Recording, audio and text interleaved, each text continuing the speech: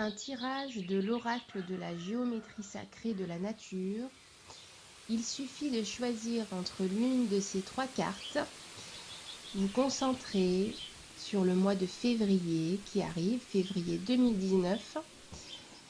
Concentrez-vous sur ce mois et la lame que vous choisirez vous donnera une tendance ou un axe de réflexion pour le mois qui arrive.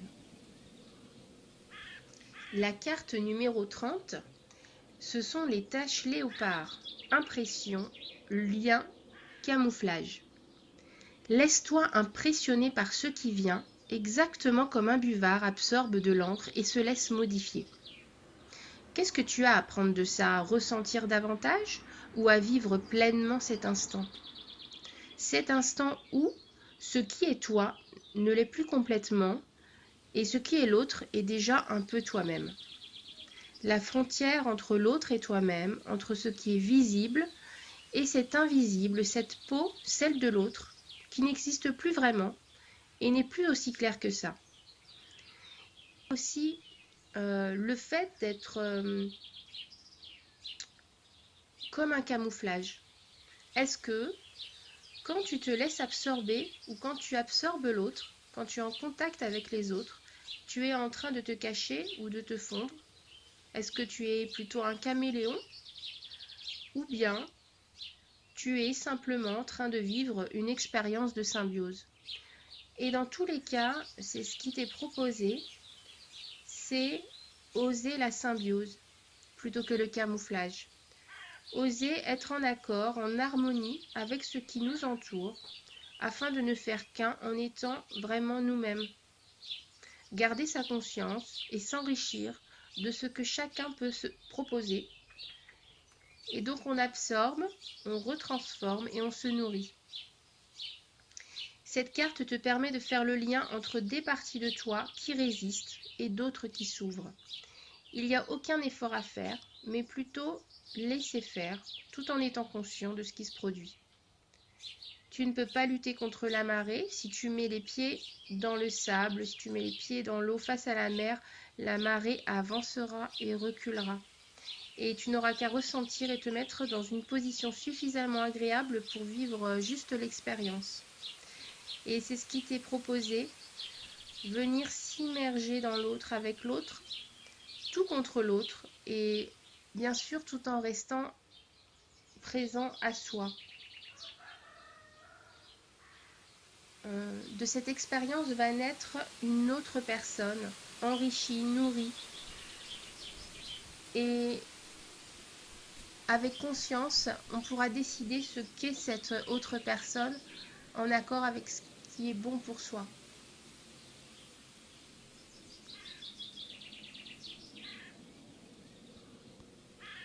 Alors la carte numéro 2, c'est aussi la carte numéro 2 du jeu, et c'est la pomme de pin. Tourbillon, mouvement perpétuel, fluidité, extase partagée, force centrifuge, onde qui se propage, amour inconditionnel, communion naturelle. Voilà, c'est tout un programme ça.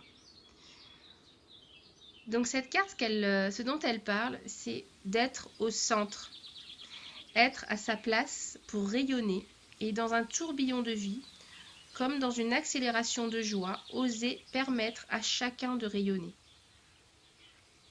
Oser dire qui l'on est, oser prétendre à être ce que l'on veut être, ce que l'on sait être au fond de soi. L'euphorie, c'est pas réellement quelque chose de juste. Par contre, l'extase, l'enthousiasme, c'est plus à propos. Et le tourbillon permet de se déplacer. La force centrifuge va permettre de faire éclater ce qui est en nous.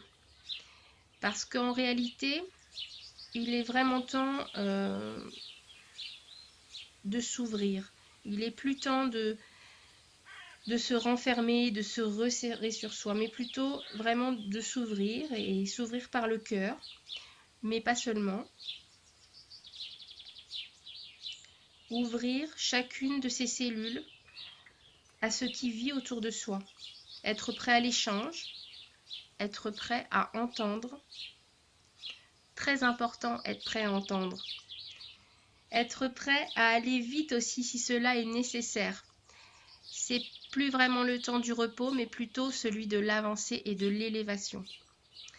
Donc avec la joie, avec l'extase, oser approfondir qui l'on est et rencontrer son propre bonheur comme on embrasse une destinée.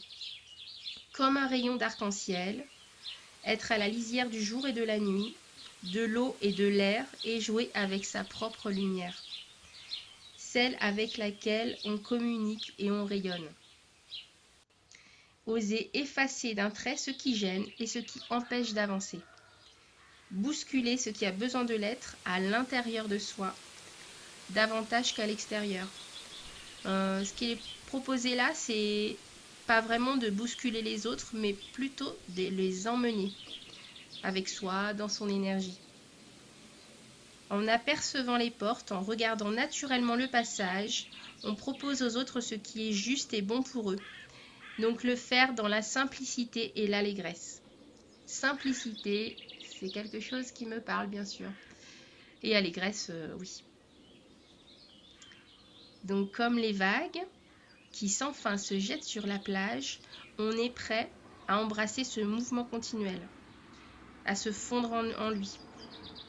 On est prêt à aller au-delà avec la force et la légèreté qui sont en nous. Mettre tout en œuvre pour oser accomplir qui l'on est.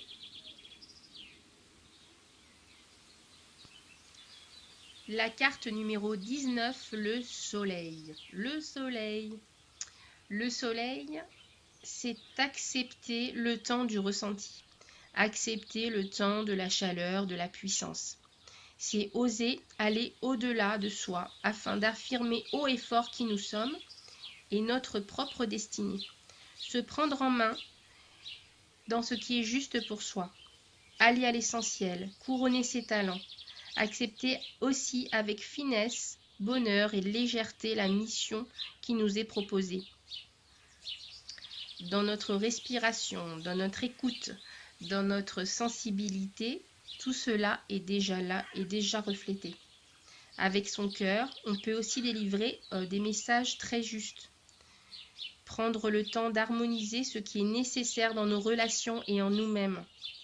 Car au moment où l'on saura, où l'on devra témoigner ces messages, où l'on saura qu'il est nécessaire d'avancer avec puissance et fermeté, on le fera avec justesse, avec puissance, la puissance de celui qui sait. Au-delà des mots, la posture, la finesse, l'élégance, dans nos actions et dans nos paroles, avec droiture, envie. On peut avancer, mais c'est d'abord en écoutant et en ressentant, encore écouter, comme la carte précédente, en écoutant et en ressentant que l'on prendra le choix et la bonne direction. Donc être en joie, c'est le message principal, la joie.